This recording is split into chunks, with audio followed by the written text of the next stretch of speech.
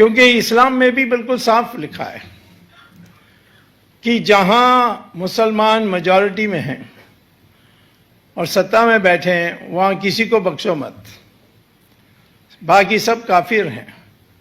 चंद को छोड़ दें नीच काम करने के लिए और बाकी जो है उनको कह दें सीधा कि धर्म परिवर्तन करके मुसलमान बन जाओ, वरना तुम काफिर होते हुए तुम्हारे अंत कर देंगे। ये तो साफ लिखा है और उसको दारुल इस्लाम कहते हैं। आप जानते हैं कि सऊदी अरेबिया में आज एक भी मंदिर नहीं है, सत्यनारायण पूजा घर में नहीं कर सकते, दिवाली नहीं मना सकते। और जब मैं सऊदी अरेबियन नेताओं से पूछता हूँ ये क्यों, तो कहते हैं यही इस्लाम है, ये हमारी धर्म है, उसके अनुसार हम चल रहे हैं। और कोई भी हिंदुस्तान से जो वहाँ तो लगभग 20 लाख लोग काम नौकरी कर रहे हैं, उनके लिए इन्हीं घर के अंदर भी वो मना नहीं सकते सत्यनारायण पूजा, तो किस हालत में रहते हैं। एक को तो 7 साल जेल जाना पड़ा क्योंकि उसने रामचंद्र जी का फोटो पॉकेट में रखा और वो पता लग गया था। तो इसी प्रकार से 51 मुसलमान मेजॉरिटी देश हैं, उसमें सब में इसी प्रकार से चल रही है।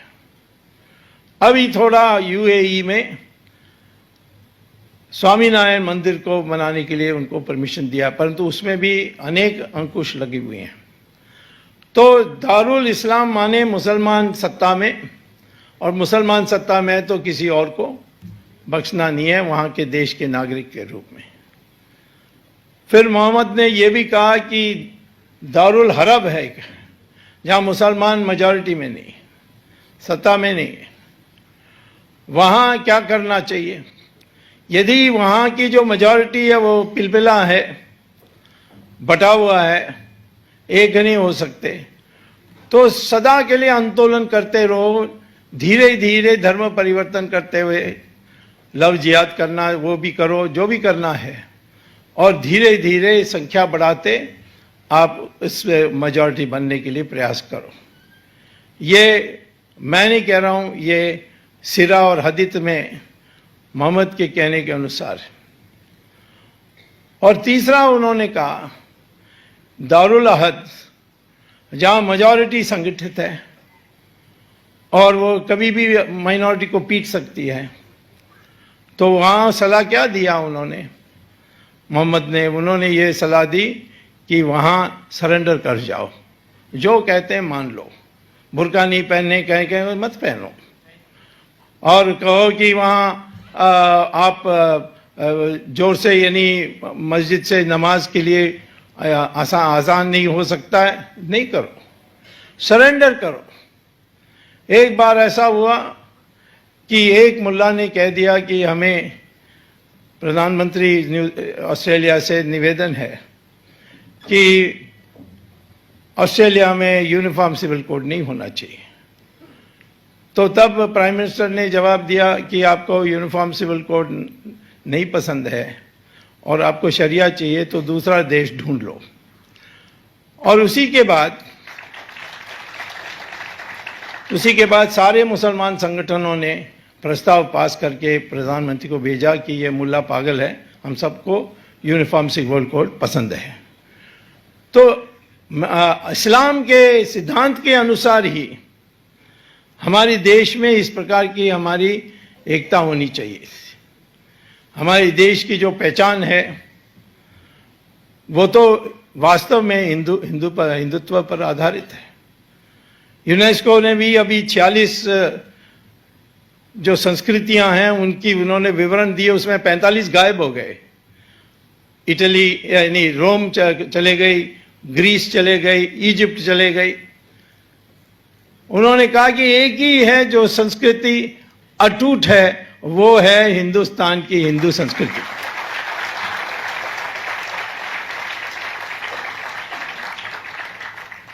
तो इसीलिए मैं आज ये पूछने चाहता हूं कि 1947 में हमने सीधी बात कहनी चाहिए थी, इस देश में मुसलमान रहना चाहते हैं, रह नहीं सकते हैं, परंतु आपका धर्म जो है वो इस्लाम हो सकता है। हम तो मानते हैं कि सब धर्म से भगवान प्राप्त हो सकता है।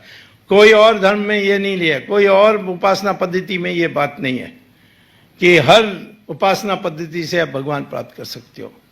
क्रिश्चियनिटी में कहते हैं कि तुम क्राइस्ट पर विश्वास नहीं करते हो तो तुम डेविल, तुम्हारे दिल में, तुम्हारे शरीर में डेविल बसा हुआ है। इस्लाम में कहते हैं तुम काफिर हो और तुम्हारी हत्या अंत करनी होगी। सिर्फ हिंदू धर्म में, हिंदू की उपासना पद्धति विभिन्न जो हैं उसमें ही है कि सारे धर्मों से भगवान प्राप्त हो सकता है। हाँ, ये हम नहीं कहते हैं कि सब धर्मों से उसी स्पीड से प्राप्त हो सकता है। हम समझते हैं सबसे ज़्यादा हिंदू से ही हम जल्दी पहुंच सकते हैं। लेकिन ये होते हुए हमें उस समय स्पष्ट कर देना चाहिए कि हमारी अपनी विभिन्नता हो सकती है उपासना पद्धति में, परंतु संस्कृति में कोई फर्क नहीं होगी। और यही है, मैं देखता हूं कि बाकी कारण नहीं है तो मुसलमान भी ये मान लेता है। इंडोनेशिया में मैंने देखा है, उनका एयरलाइन का नाम है गरुड़ा, यहाँ एयर इंडिया, और वहाँ अनेक संस्कृत नाम जगह जगह में है। जकार्ता उनका जो राजधानी है, वहाँ मेन सेंटर में कृष्ण भगवान रथ में बैठ के प्रवचन कर रहे हैं और कृष्ण और अर्जुना सुन रहे हैं। ये मेन क्रॉसिंग में जो मेन सेंटर की जकार्ता के मेन सेंटर उसमें है, और वो बुरा नहीं मानते। एक बार मैं एक कॉन्फ्रेंस में गया था, मेरे बगल में, जब मैं मिनिस्टर था तो मेरे बगल में बैठे थे इंडोनेशिया का फाइनेंस मिनिस्टर, और क्योंकि इंडोनेशिया आई से है और इंडिया भी आई से, तो बगल में बैठाते हैं। इजराइल भी इस तरफ था। तो मैंने इस इंडोनेशिया के मंत्री से पूछा कि मैंने सुना कि आपके देश में आपने एक नया नोट, करेंसी की नोट निकाली है 20,000 रुपए की, रुपया की, उसको रुपया कहते हैं, और उसमें आपने गणेश का चित्र रखा है। तो आप तो मुस्लिम देश हो, अब ये गणेश का चित्र क्यों रखा है?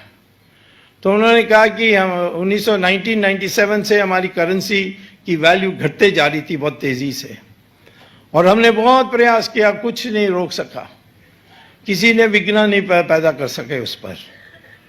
तो फिर किसी एक हिंदू पंडित आया था बाली से, उसने हमसे कहा कि आप इस करेंसी की गिरावट को रोकने चाहते हैं तो एक नया नोट छपवाओ 20,000 का रुपया का, और उसमें गणेश का चित्र छाप दो तो ये रुक जाएगा।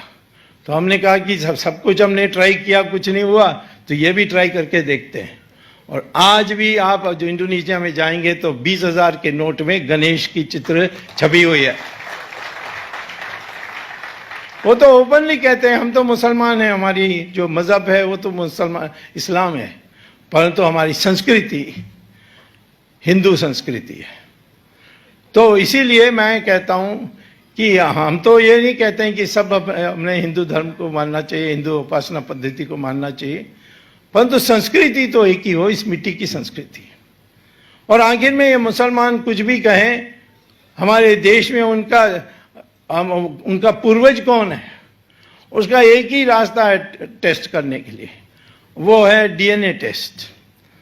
और जो जर्नल ऑफ जेनेटिक्स है यूनिवर्सिटी कैम्ब्रिज, उसने रिसर्च किया, उसने यही रिसर्च में पाया है कि सारे हिंदुस्तानियों का डीएनए एक ही है।